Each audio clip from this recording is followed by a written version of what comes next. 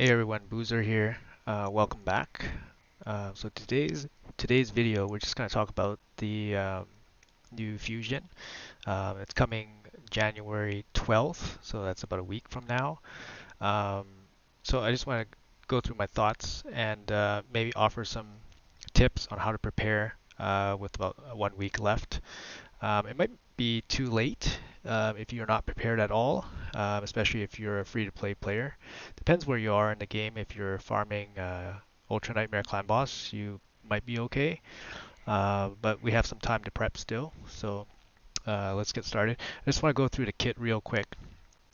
So we have Lizardman support, Force support champion. Looks awesome. I mean, I love the purple and the wings. Yeah, it looks really cool. Pythion, so that's a name, probably a play on the snake, like Python, obviously.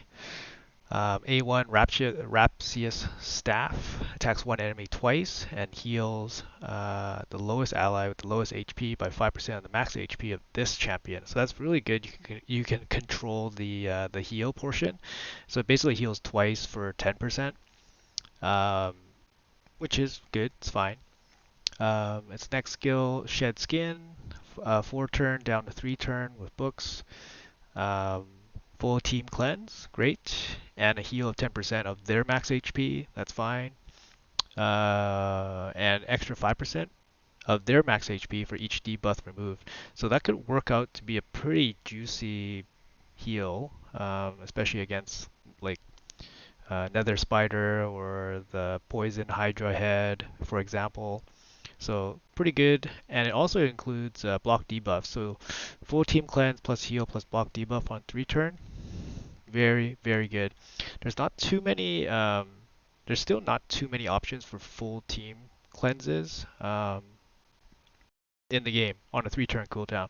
So this is obviously a premium skill. Uh, Moving on, we have Immortal Serpent.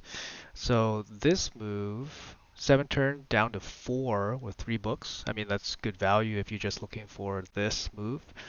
Full team revive, 50% HP, 50% turn meter, and a strengthen. I mean, obviously very good. 4 turn full team revive. So right away, these 3 skills, they really synergize really well together. Like you have a full support kit here. Uh, I mean, that's great. So, uh, I'll more comments on these. Like basically, the A1 to me looks like something similar to like Riho Bone Spear, where she puts continuous heals, but Pythion would heal right away. So Pythion's heal right away is probably a little bit stronger, maybe. Um, they both have a similar full team cleanse with the block debuff and a heal, so very similar skill to Riho Bone Spear.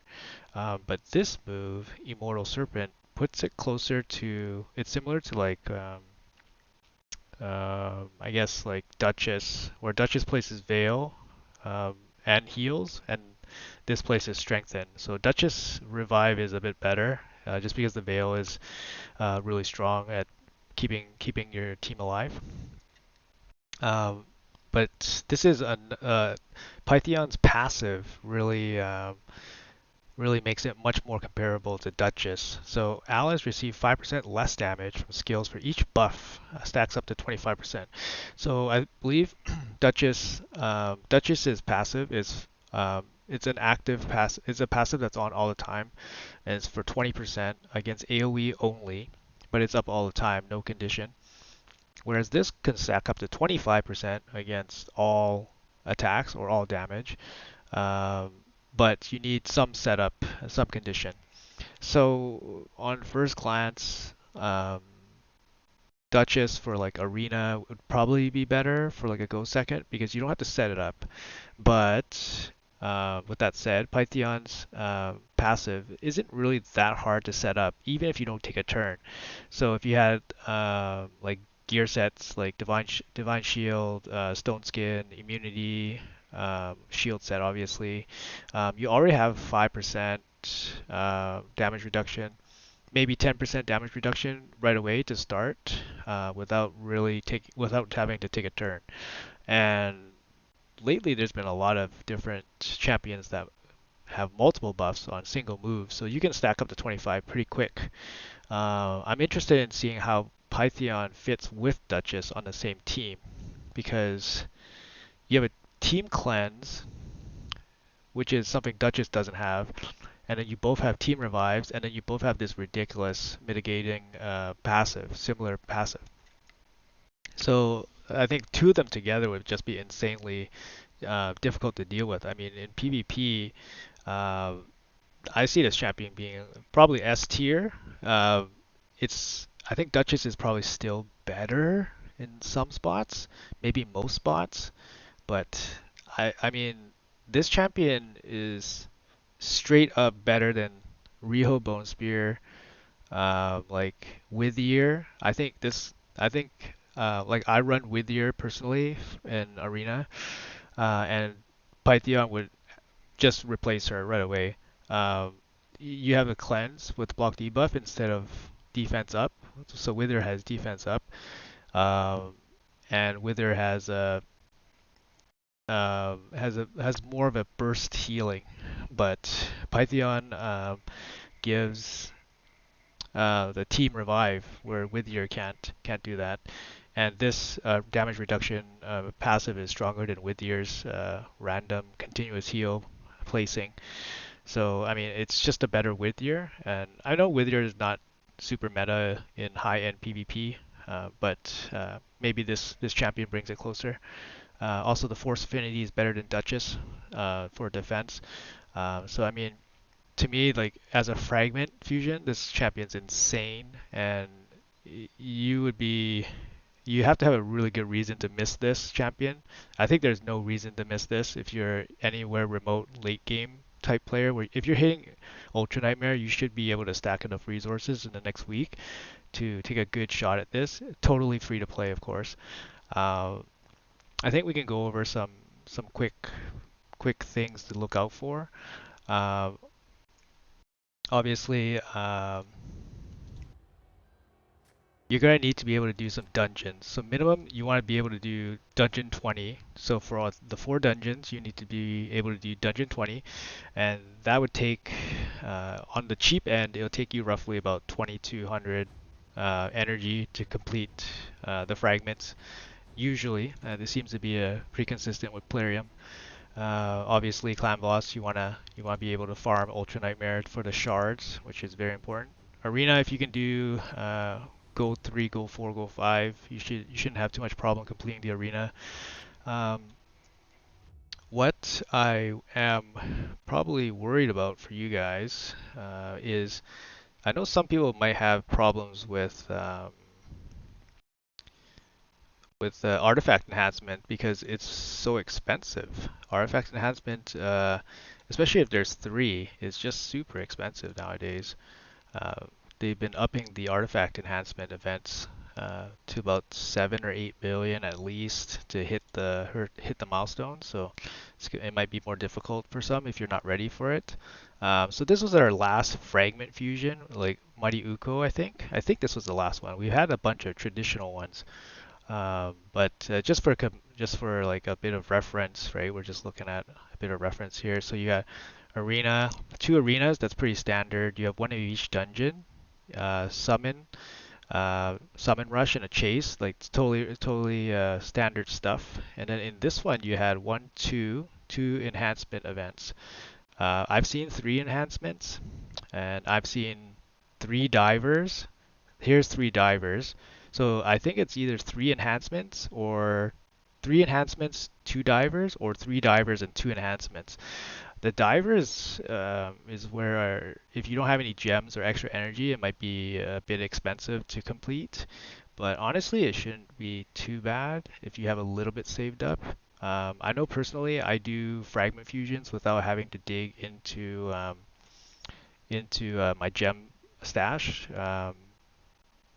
Like barely any. If I feel I want to farm some extra items or resources from events, then maybe I'll spend some gems. But usually it's not too much of a problem. Um, So let's go back to the Uko. This is just for reference. I have no idea about the schedule yet. It's just a way to like mentally prepare what you need. So obviously any free energy potions you want to be saving up for the next week or so. You want to save up. You probably get like two or three of these free ones, so that'll be helpful. Any events that you manage to do, you should not collect the energy. Let them go to your inbox so you can time when you want to use the energy during the events. So that's kind of important. Uh, Make sure you're picking up the energy here in your clan shop if it's available. Another source of energy, make sure you check out the tag team. Make sure you check out your bazaar. Pick up the energy if you need it. Um, so just some extra spots where you can grab a bit more resources. Um, but the main thing would be to have some supply of shards. So for champion chase, you're probably looking at 2,500, I'd say, maybe 2,500 points, which is the equivalent of pulling 5 legendaries. So if you have like 5 fragments, obviously that can do it, but you're probably going to want to pull some shards and hope for some good pulls. So generally the rule of thumb is you want to use lower value shards for the champ chase because you can get lucky and get higher ranked champions from lower shards, and then save the sacred shards for the summon event where they have static values, and your chances of pulling something high value is lower, like legendary. So you want to use the sacreds for the summons, and then you want to use the lower value shards for the champ chase. Um, so yeah, it's you're looking at about 22 to 2,500 probably for the champ chase, and then you're probably looking about the same for the summon event. So four or five sacreds for the summon, and then four or five legendaries worth from ancients or mysteries. So if you have like 1,000 mysteries, and then you have to get a bit lucky from ancients. So it's gonna be tight if you have 0, 0, and like 100. That'd be really tight. Like probably impossible unless you have some fragments saved up.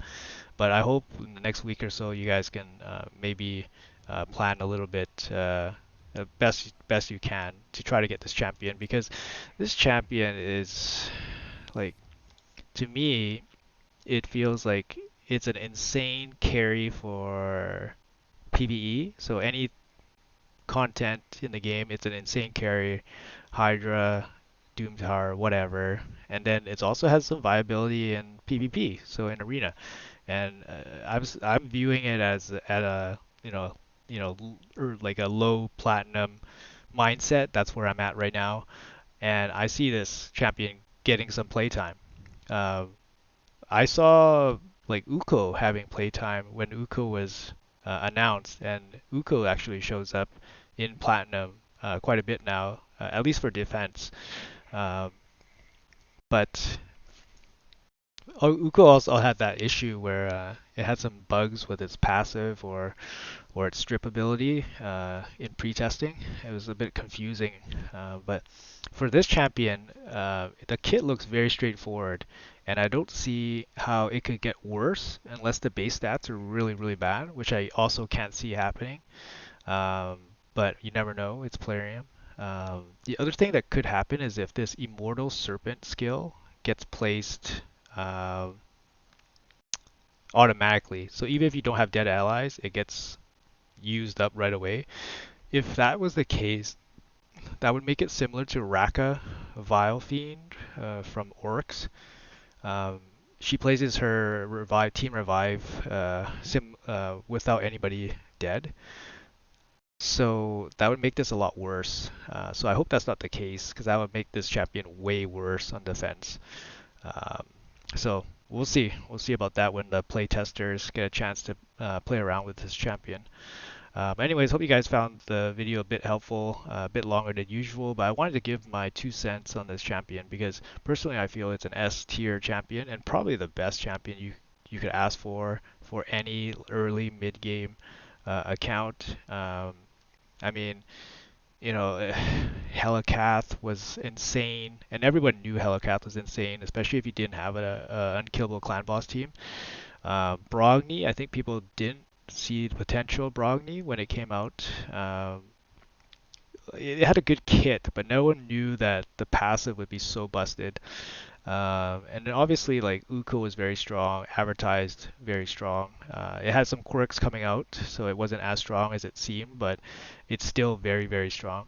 But this champion, it just looks too good to be a fragment. So definitely get your hands on it if you guys can. You guys have a week to prepare. Hopefully they give us some more compensation, so we can stock up a little bit. But anyways, thanks for watching, and I'll see you guys in the next one.